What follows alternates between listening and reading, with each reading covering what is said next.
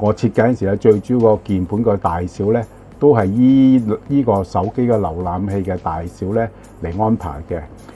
大家好啊，我係楊子來，今日咧係2026年嘅6月14號。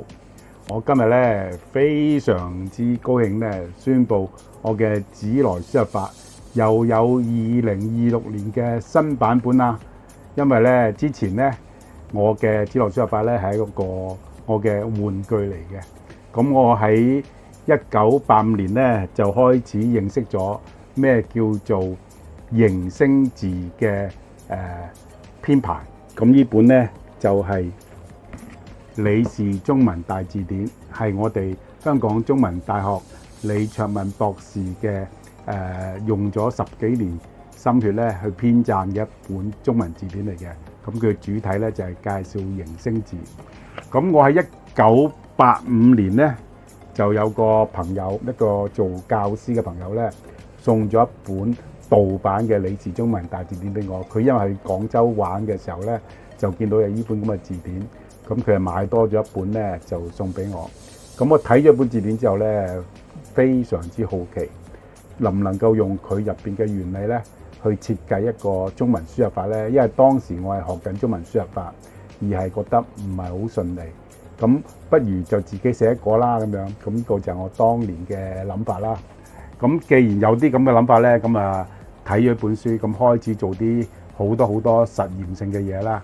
咁終於喺1987年咧，我係完成咗我嘅子來輸入法啦。因為喺我結婚之前咧，能夠有好多時間可以咧去實踐我呢個願望。結婚之後咧，反而就少咗好多時間啦，因為有好多工作上嘅嘢咧已經多咗好多啦。咁啊，但係咧我不斷咧都有啲時間咧會消耗幾日去改良佢嘅。咁我除咗有 Windows 版之外咧，亦都有 Android 嘅版本啦。咁甚至試過喺 ISO 即係蘋果嘅電腦同埋手機嘗試過做嘅，最後尾都冇完成到，咁就算啦。咁但係咧最近接觸咗呢個 AI 悟空呢個咁嘅應用軟件開發嘅過程，即係我哋用 AI 幫我寫 program。咁我亦都嘗試下用佢咧係寫一個手機嘅網頁，而呢個手機網頁咧係最主要咧就係用子來輸入法咧輸入中文字嘅。咁係完全係成功咗嘅。當然啦，我仲會有啲改良嘅嘢，都係一啲資料性嘅嘢，就唔係嗰個輸入法個主體啦。輸入法個主體咧係完全係成功嘅。咁希望咧，我呢一集咧就去介紹我個過程啦。呢個只不過係一個網頁嘅開發環境啦。當然啦，我要去付費俾 AI 悟空，去買佢啲 tokens， 買佢啲代幣，咁我就可以運作嘅。咁我大概呢個成本咧，就消耗咗我300蚊人民幣左右啦嚇。咁就去，咁其實咧，亦都體驗得到咧 ，AI 悟空咧，只要你俾錯啲指示佢咧，佢會浪費好多時間做咗一啲錯嘅嘢出嚟，但係 token 都會照扣嘅。咁既然係咁咧，咁我開始咧就每一次都會熟習一啲㗎啦。咁因為喺5月份咧，基本上我啲 token 咧都係浪費嘅，因為佢做啲嘢都唔係我本身所想得到個結果嚟嘅。咁但係喺6月份咧就唔同啦。我喺6月1號開始咧就已經開始能夠把握得到佢嗰個諗法。咁而家睇下我個開發嘅成果先。咁啊，用我哋嗰個瀏覽器入咗去之後咧，就會見到第一個版面啦。第一個版面咧就係一個好簡單嘅介紹子來輸入法嗰個開發嘅年份啦，1987年啦。咁亦都有一啲好簡單嘅輸入碼嘅點樣去組成嘅一個部分。咁其實最主要咧就係個虛擬鍵盤啦。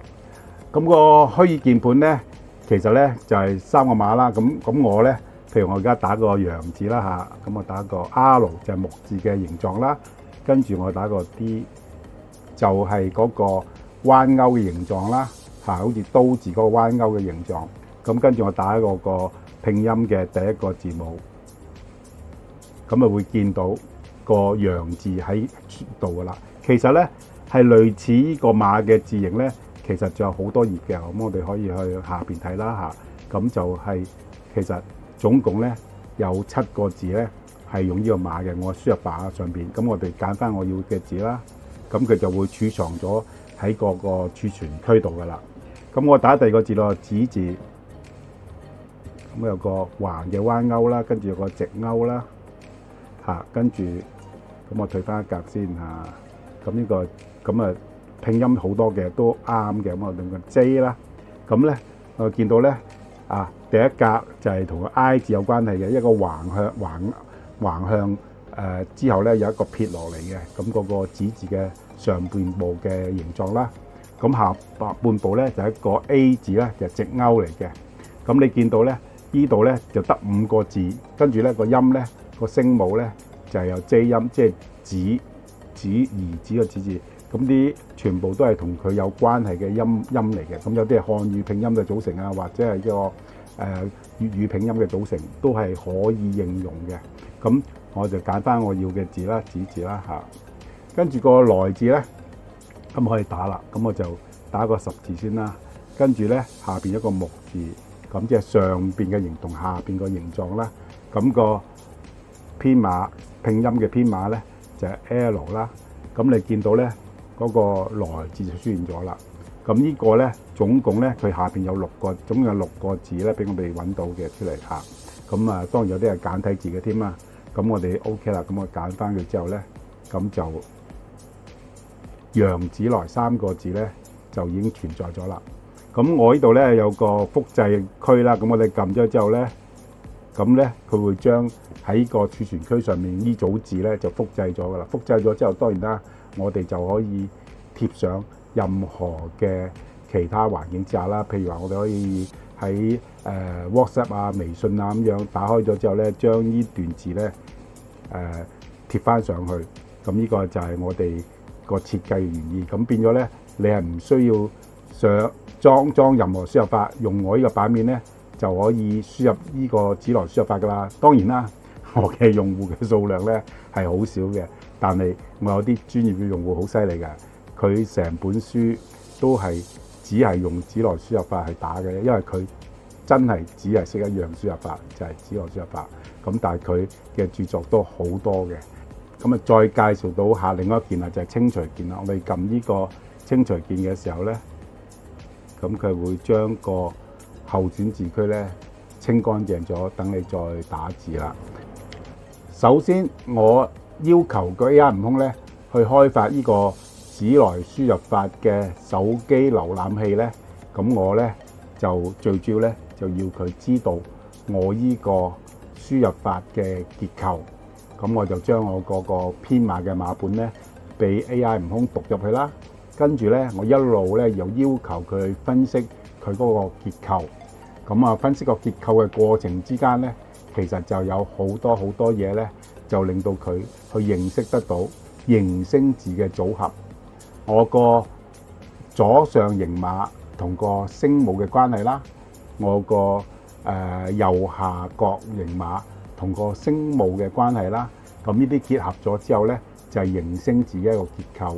咁佢利用形聲字結構咧，就去輸入咗呢個文字。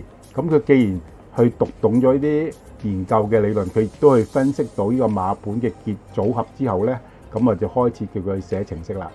咁我寫程式個目標咧，就係將我個模擬嘅鍵盤嘅碼，咁我當然啦要製作晒呢啲每一粒嘅字母啦。咁呢啲都係要人工做噶啦。我嗰個字即係嗰個鍵盤嗰個按鈕，就係我人工去做。做完之後咧，傳送俾佢，跟住佢按個適合嘅位置擺翻到，跟住砌到一個符合手機用嘅版面嘅大小。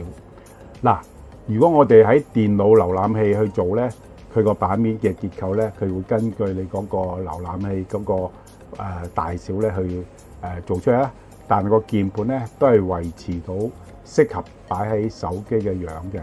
咁因為我最主要個結構咧，都係希望佢能夠擺到喺手機度嘅。喺設計同埋應用之中咧，最主要咧就有個最重點咧，就係將我嗰個鍵盤嘅按鈕連埋嗰個編碼嘅形狀咧，係擺喺嗰個瀏覽器上邊啦。咁我瀏覽器有兩款啦，一啲就係電腦嘅瀏覽器啦，一啲就係手機瀏覽器啦。